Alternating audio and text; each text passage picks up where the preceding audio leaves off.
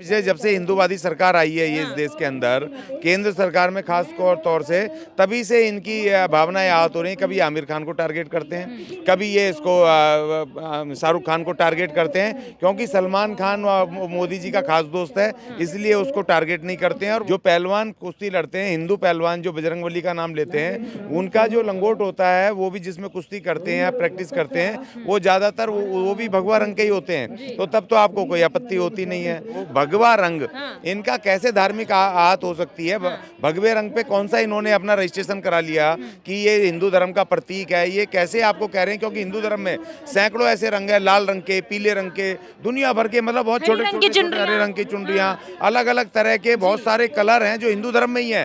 नमस्कार, आप देख रहे हैं द जनता लाइव। मैं हूं आपके साथ नलिनी और इस वक्त मैं मौजूद हूं दिल्ली के जंतर मंतर पर और मेरे साथ बातचीत करने के लिए अशोक अज्ञानी जी मौजूद हैं। सर, सबसे पहले आपका बहुत बहुत शुक्रिया हमारे साथ बातचीत के लिए जुड़ने के लिए। आपका धन्यवाद। लगातार देश में एक फिल्म को लेकर विवाद जारी है। फिल्म शाहरुख खान, जिन्हें किंग खान कहा जाता है, जाने माने हस्ती अभिनेता, और दीपिका पादुकोण की पठान मूवी के एक गाने को लेकर लगातार विवाद जारी है। विवाद सिर्फ इतना सा है कि दीपिका पादुकोण बेशरम रंग नाम के एक गाने में भगवा रंग की बिकनी में नजर आई हैं। और दिक्कत बिकनी से नहीं है, दिक्कत भगवा रंग से है और उस गाने के बोल से है कि बेशरम रंग। सर, क्या लगता है, क्या वाकई ये विवाद का मतलब विवाद बनाने का कोई जरिया है, कोई मुद्दा है वाकई ये? नहीं, देखिए, बिल्कुल मुद्दा नहीं है, क्योंकि सेंसर बोर्ड एक बना हुआ है जी। जो भी फिल्म मूवीज़ हैं उसको सेंसर बोर्ड पहले पूरा तरह से उसका इन्वेस्टिगेट करता है और उसके बाद उसको सर्टिफिकेट देता है। वो चाहे A certificate they, you they या यू ए सर्टिफिकेट दे, और उसके बाद जब रिलीज़ होने का प्रमाण पत्र मिल गया सेंसर बोर्ड से, तो फिर किसी भी संगठन को फिर आपत्ति करने का कोई मतलब नहीं है। अगर आपको कोई आपत्ति दर्ज करानी है तो आप सेंसर बोर्ड के पास कराओ, क्योंकि वो कॉन्स्टिट्यूशनल एक संस्था है जो सरकार ने उसको डिप्यूट किया है। इसीलिए डिप्यूट किया है कि वो जो मूवी बन रही है उसमें किसी की भावनाएं आहत ना हो, और जो समाज हमारा विविधताओं का देश है जिसमें अलग अलग जातियाँ, धर्म, भाषाएँ, कल्चर, उनको वो आहत ना हो वो किसी भी मूवी से, तो वो सेंसर बोर्ड की जिम्मेदारी है। अब आप उसने एक तो वो शाहरुख खान, किंग खान, शाहरुख खान, तो ये जो मौजूदा जो संगठन है वो तमाम संगठन जितने भी हैं वो हिंदूवादी संगठन, वो शाहरुख खान के नाम पे या मुस्लिमों के नाम पर वो किसी भी उसमें किसी भी तरीके से वो जातिवादी है, एक तरह से धार्मिक एक उन्माद है, क्योंकि तमाम हिंदूवादी संगठन उसका विरोध कर रहे हैं। अब जब तमाम लोग विरोध कर रहे हैं तो इसीलिए ये RSS है, विश्व हिंदू परिषद है, बजरंग दल है, ये तमाम संगठन विरोध कर रहे हैं। तो ये धार्मिक है।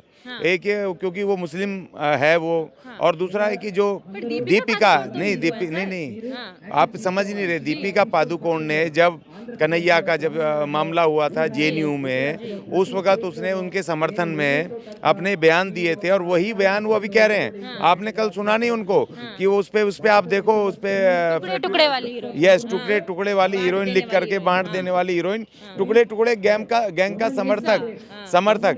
तो ये दोनों ही जो हीरो हीरोइन है, ये दोनों उनके पहले से टारगेट पे थे, और क्योंकि ये इनको मौका मिल गया। दूसरी बात, जो पहलवान है, आपने कभी अखाड़ों में नहीं देखा, जो पहलवान कुश्ती लड़ते हैं, हिंदू पहलवान जो बजरंगबली का नाम लेते हैं, उनका जो लंगोट होता है वो भी जिसमें कुश्ती करते हैं या प्रैक्टिस करते हैं, वो ज़्यादातर वो भी भगवा रंग के ही होते हैं। तो तब तो आपको कोई आपत्ति होती नहीं है। अब ये तमाम जो है एक धर्म को लेकर के ये पॉलिटिकल है और इसमें कोई दम नहीं है। और मैं मांग करता हूं सरकार से कि जितने संगठन हैं उनको ये कहा जाए, इन हीरो हीरोइन का ना विरोध करके आप सेंसर बोर्ड के विरुद्ध अपनी आपत्ति दर्ज कराइए, उनके सामने दीजिए। मध्य प्रदेश के गृह मंत्री नरोत्तम मिश्रा जी कहते नजर आए कि धार्मिक भावनाएं आहत हो रही हैं, या तो गाने को वापसी से दोबारा बनाया जाए, नहीं तो मूवी चलने नहीं देंगे। वहीं अयोध्या के संत कहते नजर आए कि अगर टॉकीजों में मूवी लगी तो टॉकीजों को फूंक देंगे। नहीं, देखिए, इनके विरुद्ध बिल्कुल कानूनी कार्रवाई होनी चाहिए, क्योंकि बार बार मैं कह रहा हूँ सेंसर बोर्ड एक वहाँ जिम्मेदार कॉन्स्टिट्यूशनल एक बॉडी वहाँ बनी हुई है जो इन सबको देख रही है। आपको कोई दिक्कत है तो सेंसर बोर्ड को आप लिखो, सेंसर बोर्ड सरकार को लिखेगी, लेकिन ये नहीं है कि आप मंत्री होकर के धमकी देंगे कि इसको चलने नहीं देंगे, या आप साधु साधु संत होकर के ये कहेंगे, फूंक देंगे, इस तरह की भाषा है, ये असंवैधानिक है और ये मर्यादित भाषा है। बिल्कुल इसका किसी भी क्या हालत में समर्थन नहीं होना चाहिए और इन तमाम के खिलाफ तुरंत केस दर्ज होना चाहिए। ये तो आप तो देश के संविधान के विरुद्ध बात कर रहे हो, चलो वो तो आहत हो रही है किसी की भावना,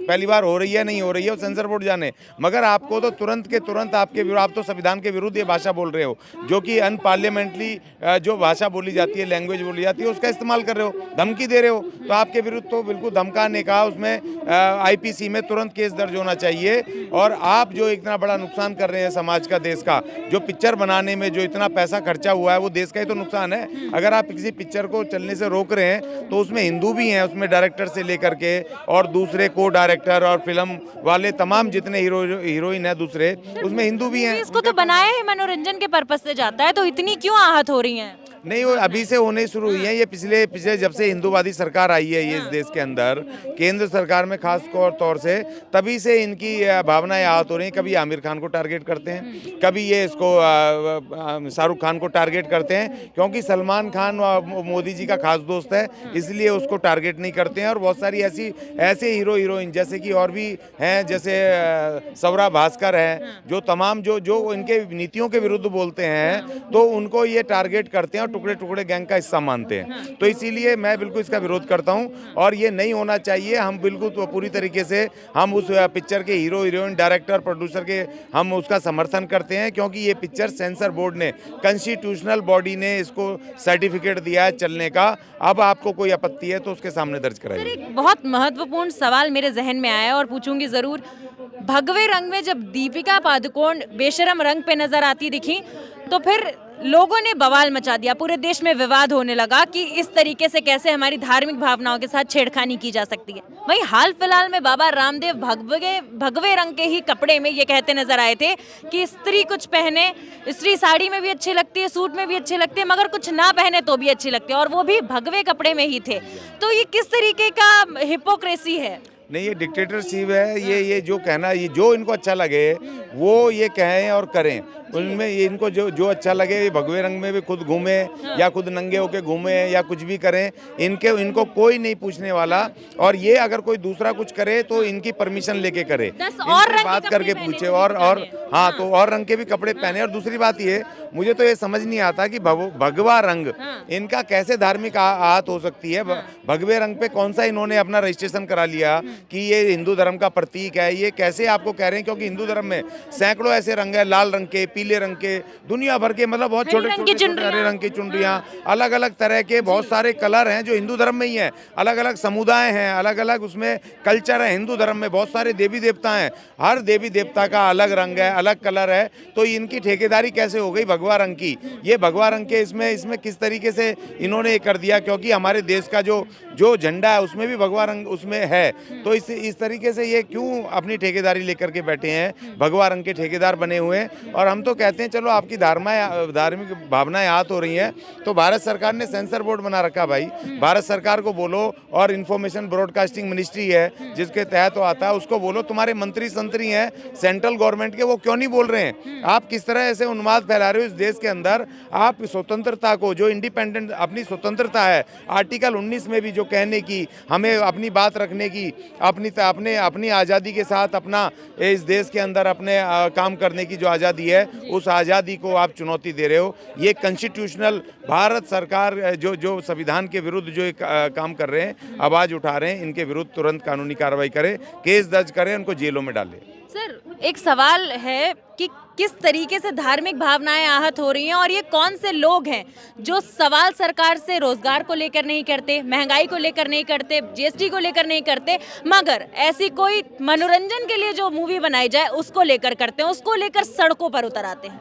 देखिए, इनकी रोजी रोटी इसी से चल रही है। इनका जो धार्मिक और ये जो उन्माद है, अब ये बिल्कुल इनका सब खत्म हो गया, क्योंकि लोग समझदार हो गए, पढ़े लिखे हो गए। अब इनके जो धार्मिक दूसरी चीज़ से चल नहीं रहा है, बस इसी से चल रहा है। विरोध खड़ा कर दो और लोग इनको देखें और इनका नाम भी पहले, और ये उससे कुछ पैसे वैसे बना लें। ये सब ऐसा ही होता है, क्योंकि पहले भी बहुत सारी उसमें फिल्मों में इस तरह से हुआ है, जिन संगठनों ने किया था, फिर वो खबरें आई कि उनको मैनेज कर लिया गया है। तो बाद में जब चढ़ावा चढ़ जाता है तो अपने आप ही साधु संत भी मान जाते जाते हैं और उनके भगवान भी मान जाते हैं, उनके धर्म भी मान जाते हैं। तो सवाल इस बात का कि इनको कि हमारी चौखट पे आकर के अपना वहाँ पे माथा रगड़ो और हमसे माफ़ी मांगो। एक बड़ा विवाद हुआ था वहाँ पर एक पिक्चर को लेकर के, वहाँ पर नवनिर्माण सेना की उन्होंने किया। जब उन्होंने 2-2.5 करोड़ रुपए दिलवा दिए तो उनका विरोध शांत हो गया। तो ये तमाम लोग वो हैं कि जो इन विवादों को खड़ा करके अपना आर्थिक और अपना राजनीतिक लाभ लेने की कोशिश करते हैं। बहुत बहुत शुक्रिया सर आपका। धन्यवाद।